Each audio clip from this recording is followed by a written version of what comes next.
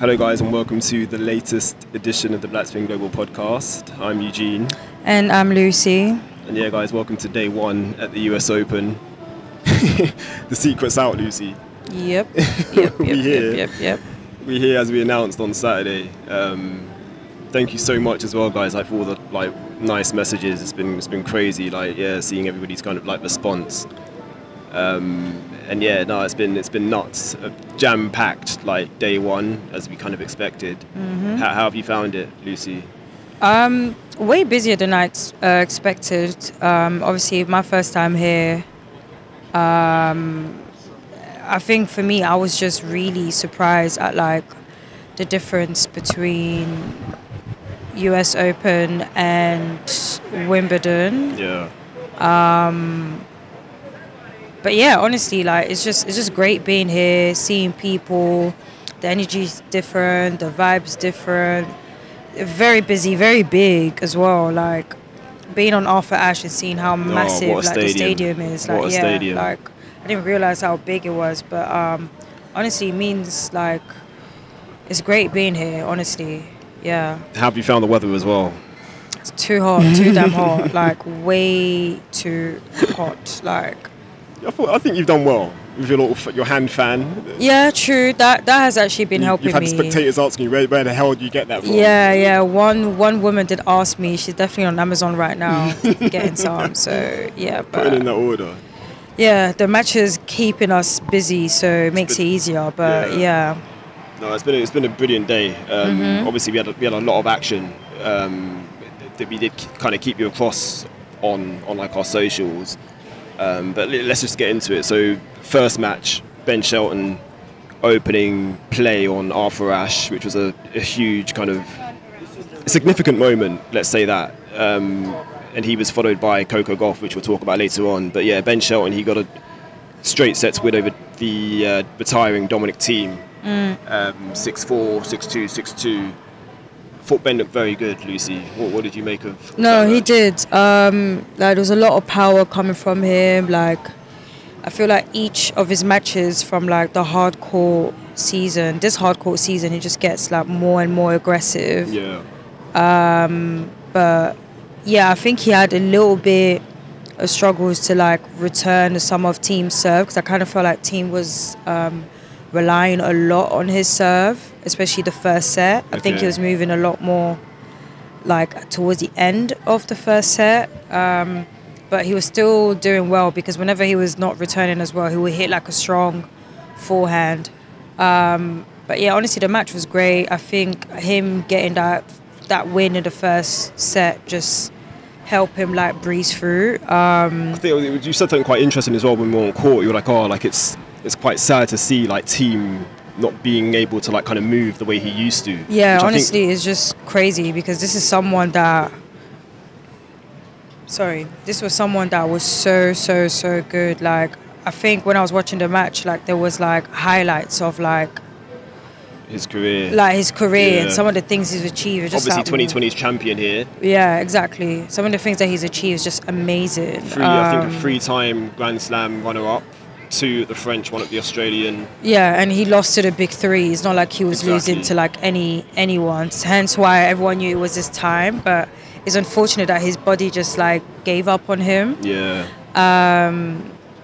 But either way, despite that, it was a very entertaining performance, especially that last deuce on the first set. That one was really, really good. But yeah, throughout the match, Shelton just dominated. I thought he was very aggressive, Shelton. He came out just hitting big from the back. Obviously, we know he's a powerful player. Yeah. But it did seem like that was kind of his intention, from the start of the match, just to play aggressive from the first ball. Yeah. And that's kind of what you saw throughout the match.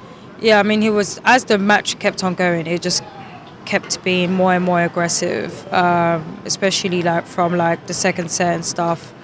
But yeah, honestly, it was great seeing him play like that. He looked different as well. I felt like he looked more fit in a way. I don't know. He just came into this US Open for me completely different physically and mentally. Yeah, and we did ask about that. So I did go to his press conference and ask about his physique and like kind of if he's been putting in work in the last few months. And here's what he said. Yeah, I think that I'm always continuing to work on my body. I think from last year to now, or the last 8 months, I'm definitely down a few pounds. I don't know exactly how much, if it's 5, if it's 8.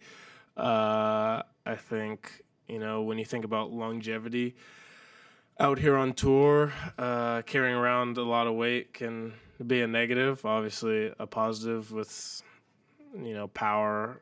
But I think that the areas of my game that I've improved in the last 8 months is, my movement, my flexibility, how I'm recovering in between matches. I just feel like a little bit better athlete.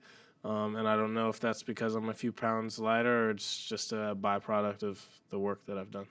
So I use the word shredded because that means ripped. And it got like some laughs like in the press conference room. Like it's like people didn't really know what the word shredded meant, which I found quite funny. But like he basically just said that it's not something he's really been particularly like focusing on per se, but it's like a continuous thing. Like obviously tennis is a physical sport, so you're going to always have to kind of work on your conditioning and like I guess the physical side of things in the gym.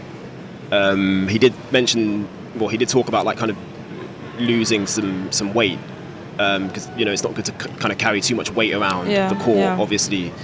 So he gave a really nice answer. He did like kind of like he appreciated the fact that I said he looked shredded, and all credit should really go to Lucy because she was the one that kind of she put that question to me and said that's the question we should ask. So shouts out to yourself, Lucy, for that. So he's got Roberto Bautista Agut next in the second round, and we look forward to seeing Ben play against the Spaniard. Are we just I think we should just go in the order of like wins. So it's going to be like a bit chop and change in terms of male female. Yeah. But Coco Gauff, she was next on after Ash. Steamrolled past Varvara Gracheva in straight sets. She handed the Frenchwoman a bagel in the process. So was it 6-2, 6-love? Yeah. I thought Coco looked really good. I love the fit as well. That sky blue. I don't know what you made of the dress, Lucy. Yeah, because I've said here 2-piece. Was it a 2-piece or a 1-piece? I'm not sure. It's a dress. Okay, so it's a 1-piece. Yeah, it's a dress. Yeah, that was like my favorite. One of my favorite kits of the day for sure, personally. In terms of Coco's play as well, like what did you make of her play? Yeah, I think she started a little bit rough, just a little bit, but I feel like as soon as she found like her momentum, she was able to like breeze through. But like she was one thing that I did find really impressive that she kept aiming for winners. I'll say one of the few WTA players that really do focus on like trying to hit some winners and stuff. But so it's not like Gracheva was doing anything really special, because even on like the first set, the points that she was losing was more like due to the errors from Coco. Yeah. But eventually, as soon as she started getting comfortable, that's it. She just breezed through, and you could argue that Gracheva probably settled quicker, because Sorry? You could argue that Gracheva settled quicker in the match because I thought she held serve pretty comfortably. Yeah. And then when it came to Coco playing her service game, there were quite a few juices. Yeah. There was. Yeah. I mean, Gracheva was she was struggling to convert anyways. Like, I think like.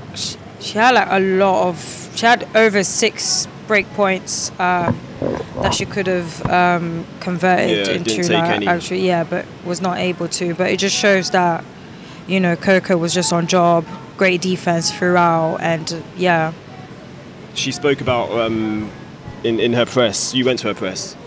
Yeah, I did. And it was quite busy. Yeah. She spoke about I guess the mindset. Yeah, exactly. Yeah, so like how she was coming into like the first round, because obviously someone like her, who's the defending champion, and then on top of that, she also was, she won 2 other titles before she won her US Open last year, but this year didn't go as, as well. So it was interesting trying to see, like, what was she thinking, what was going through her mind as she was going in, and if she surprised herself. And this is a question I wanted the journalist asked her, and this is what she said. The first feeling was there was like, it's been like a thing between like people, like when I wave or not, like between me and Ben, because he said I didn't wave during the Mixed Madness, so I like walked on court and I initially like waved, and then I got nervous because I saw how big the crowd was, so then I looked down. So that was my like honest thoughts. But then once I started the warm up, I was fine, and I wasn't surprised about my level because I was practicing really well this week. It was a really good practice week, so honestly I was just telling myself that I'm ready, that I had a great practice week. I feel like I'm finding my game, whereas the other 2 tournaments that I played at, even the practice sessions that we're doing, I just, it was just I just felt off. So this week I just felt like I was really finding my game. So I was confident going in today. I was like, I knew based off how I was practicing, I can find my game regardless of the score line. Then it's just about executing. So that was a nice answer. What was your kind of biggest takeaway overall from her press, like in terms of, because like you said, it was quite a few people in there? Great energy. Like she felt like it was great. Like it was really like cool and stuff. And I think the journalists really liked to speak to her as well. Yeah. I think now that she's done with that first round, it kind of like helps her to continue and like breeze through and everything. So yeah. Do you feel like there was like maybe a bit maybe some pressure kind of coming in, like being the reigning champion? Well, she said that there wasn't really like any like pressure like that. Love that. She didn't really think too much of it and stuff. I think Coco's mindset is, I've won it before, so yeah, it is what it is, which makes sense, which is rightfully so. So yeah. No, good. So yeah, she plays Tatiana Maria next, and that will probably be on Wednesday, possibly Thursday. I've just got here as well. Like, I love the fact that Shelton and Coco were the first matches for sure. of today on Arthur Ashe. Like, it's just such a good look, and it just shows like the kind of the healthy state like of American tennis, and the fact that 2 black players are up there, like it's fantastic. So yeah, long may that continue.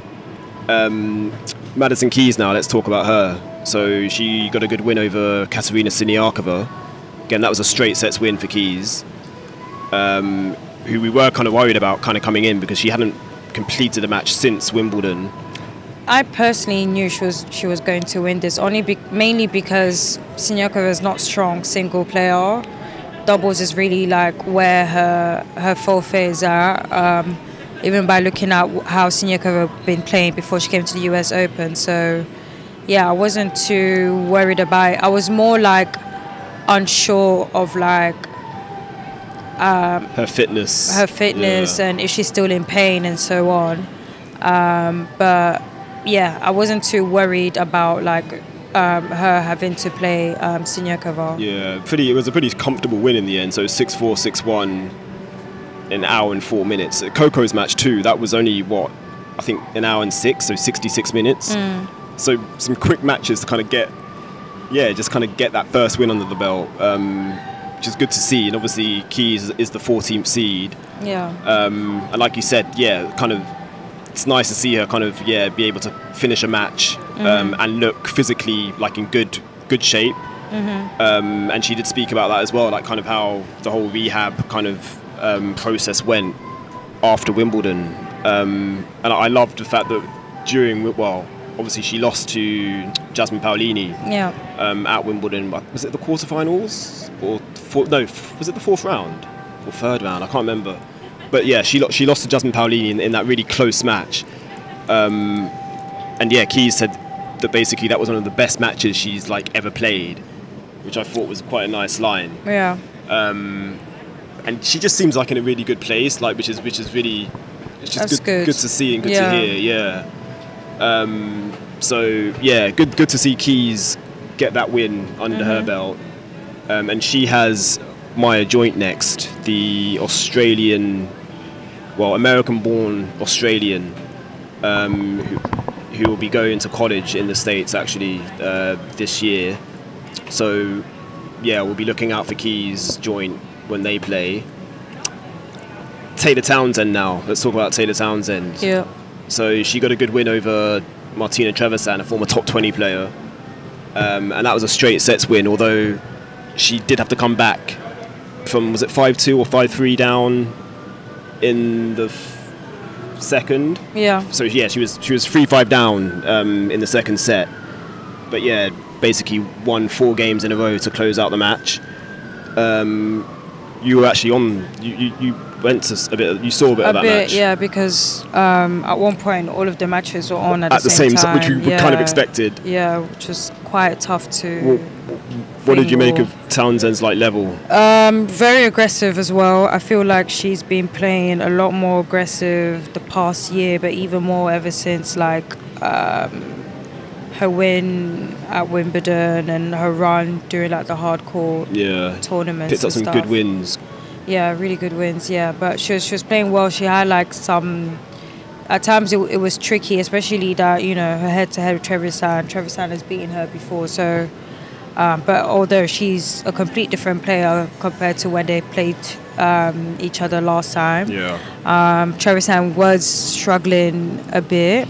And I also think maybe the atmosphere, because the court was full. People were cheering for Taylor. It was because I left after the first set. Okay. And then I came back, and it was double thing. It was there was a lot of people, and obviously Taylor being an American, the crowd was really going in for a lot. Yeah, of course. Yeah, honestly, she looked good.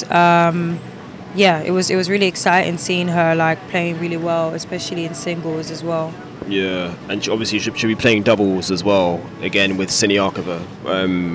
In the women's doubles anyway, but she's also going to be playing mixed as well with Donald Young. Yeah, who's now 35 years old, which is crazy. Former junior world #1. Yeah, so actually someone did ask her about, I was actually going to ask her about it, but someone did ask her because it was just announced right before her press that she was going to be playing mixed double with him, and they kind of asked about that and how how that came about and stuff, and and this is what she said. Yeah, so it's really special for me because, he's retiring. So it was, when he asked me to play, it was an honor because, I grew up with Donald. I mean, I've known him since their parent, his mom and my mom played doubles together. He was the ring bearer at my mom and dad's wedding. From the time that I could even remember anything, Donald was around.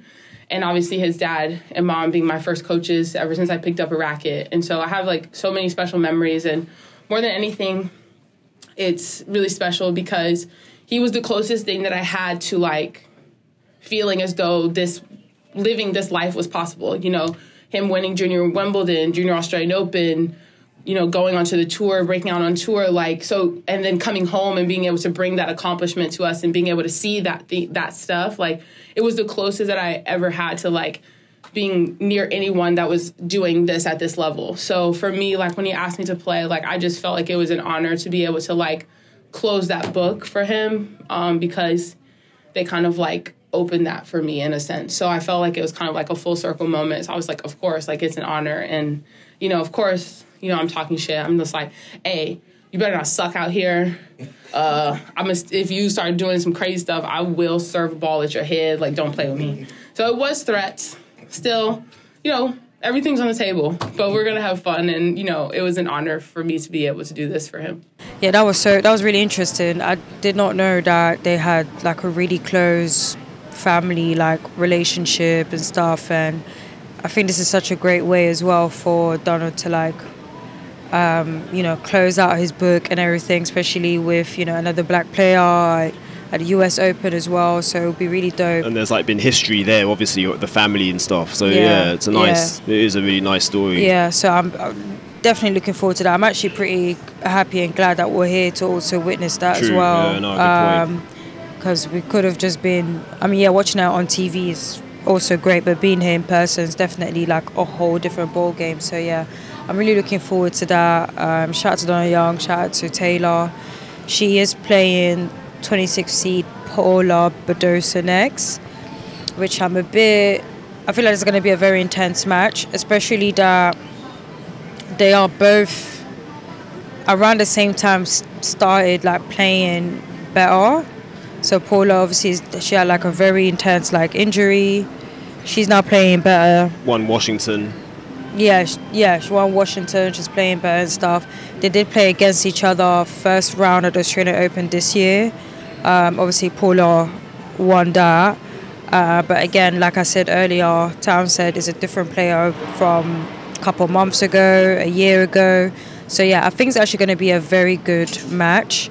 It might be a tough one for Townsend, mainly because of the experience that Badosa have. Like, she used to be literally, she was highest ranking, if I believe. Number two.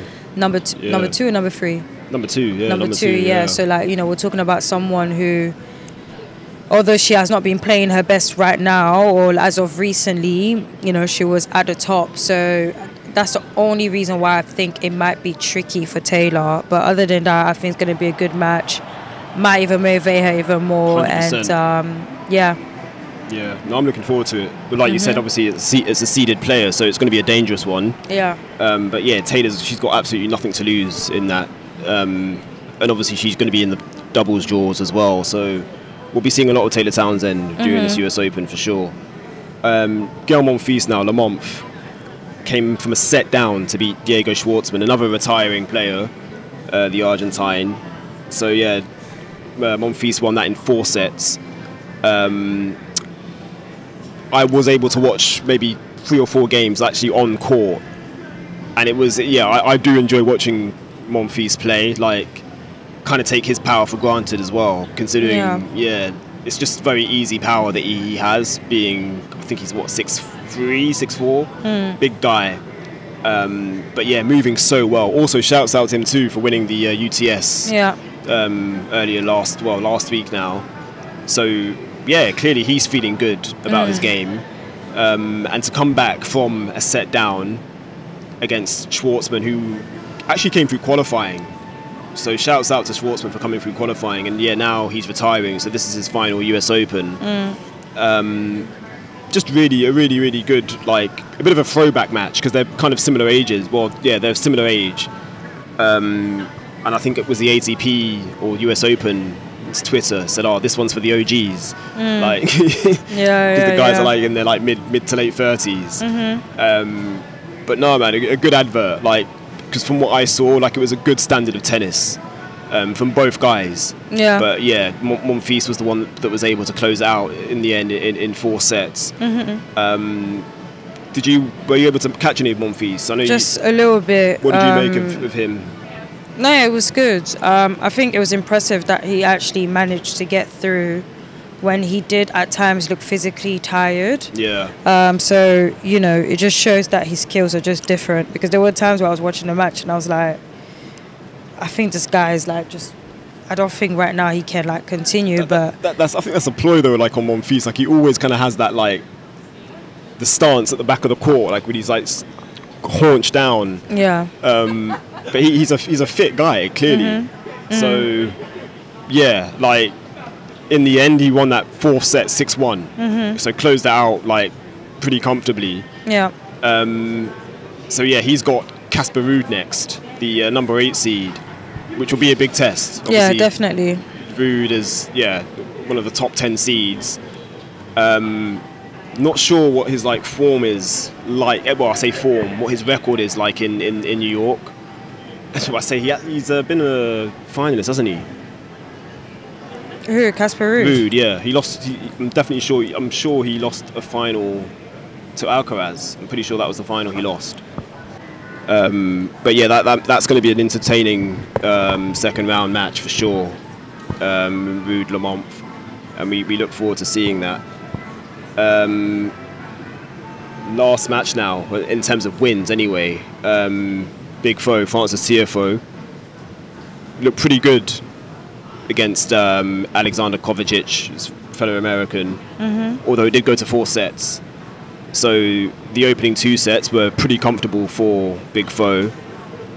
Didn't give Kovacic any breakpoint looks, so it was like, yeah, solid on serve. Yeah. Until that 3rd set, like things got a bit shaky.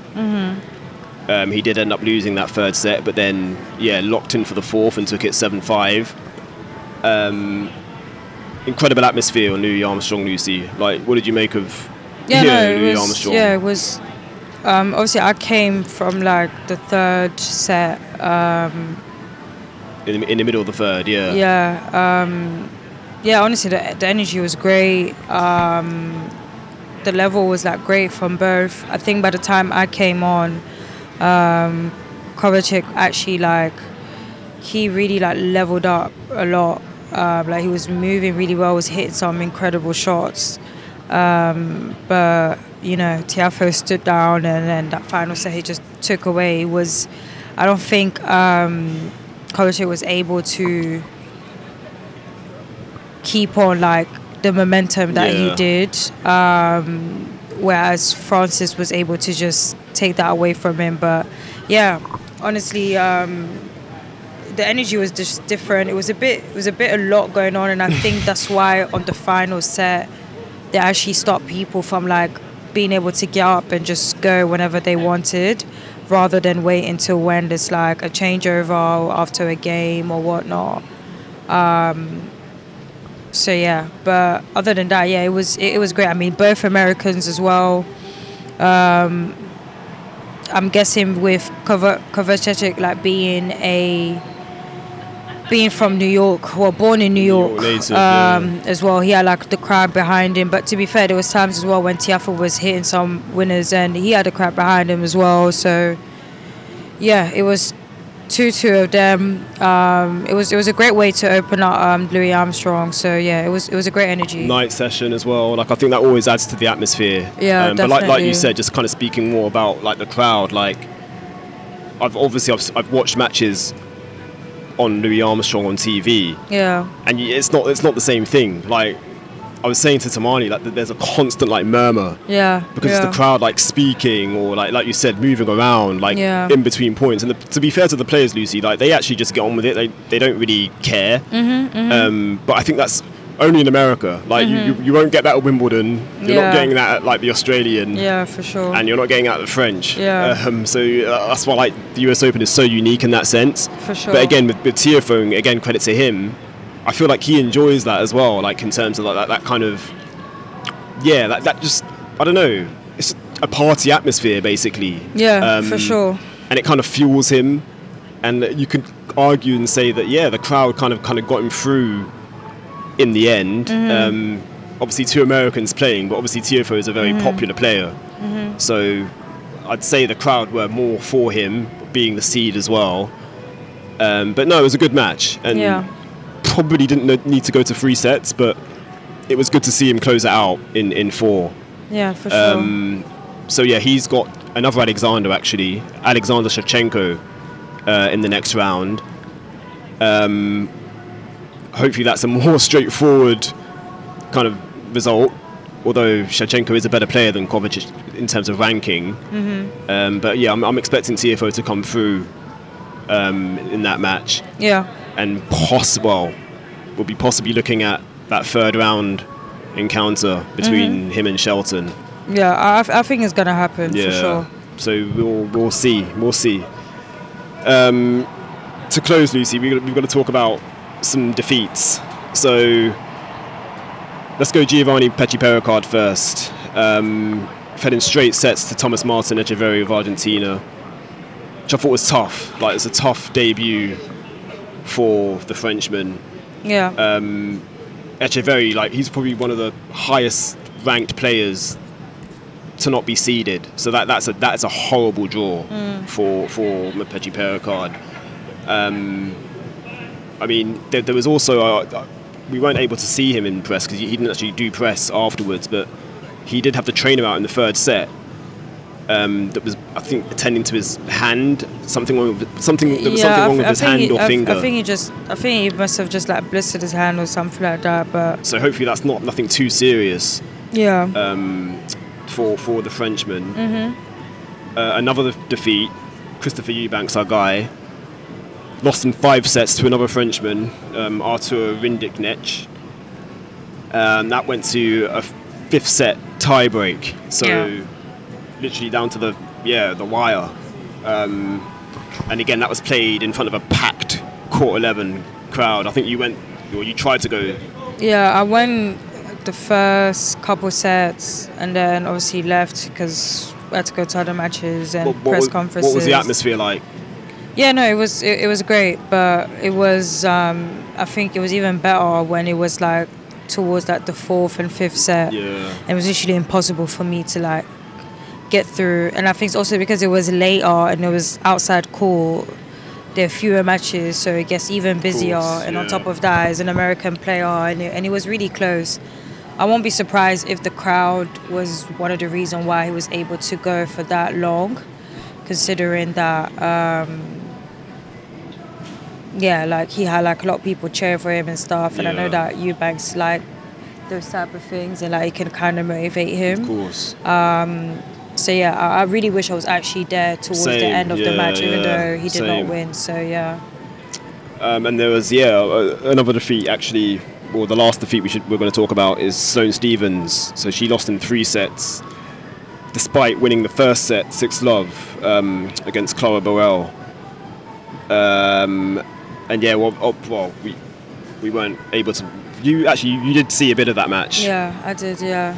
What did you make of Sloane's level? I honestly thought she was going to win that match in straight sets. Yeah. The fact that he went to 3 sets and then went to her losing the match, I was like, okay. I honestly did not expect it at all. Although, Burrell leveled up a bit. I think it was a bit. She leveled up more. She more than leveled up a bit, but I personally don't think she lost. She won the match solely because I think Sloane's level kind of dipped just a little bit. Yeah, hence why I said that. But I'm gonna be really, really honest. I did not expect it to go that way. Yeah. But yeah, it is what it is. But it's a tough loss for Sloane. There's no like two ways about that. But you'd think when you win a set 6-love, you're probably going to be on to a pretty comfortable win. But that's tennis for you, man. Like things can change in an instant, and clearly that's what happened in this match. Because it's difficult for me to like talk about it because I wasn't able to like watch any of the points, so I can't say in terms of like level or like where I think her game's at because I don't know. But I just hope she doesn't take that too hard. I think she's experienced enough to kind of not just understand you win some, you lose some. Obviously it's tough to lose in the first round of a Grand Slam that you've won before, but hopefully it doesn't stick in the memory for too long for Sloane. Looking ahead to tomorrow now, Lucy, day 2, so pretty busy day. Maybe not as busy as today, to be fair, but still busy. So we've got Naomi Osaka, Jasmine Paolini, Felix Auger-Aliassime, Arthur Thies, Gabriel Diallo, and Matthew Forbes as well, all playing on day 2. So obviously we'll be in tune for all of that. We'll be bringing you our day 2 pod live. I say live. Day 2 pod from Flushing Meadows, just like day 1. Yep. So guys, thank you so much, man, for tapping in and like I said earlier, all the kind of social stuff that you guys have been giving us praise, and the merch as well. Like Lucy, we need to shout out people buying the merch. Like people are buying that merch, and we love that. So please continue, guys. Like if you haven't already, like go onto the website and get yourself a hoodie or t-shirt. Get maybe 2. Get one for yourself and someone that's close to you. Put them on. For sure. Guys, until tomorrow, we will catch you again. It's been fun, Lucy. So thank you.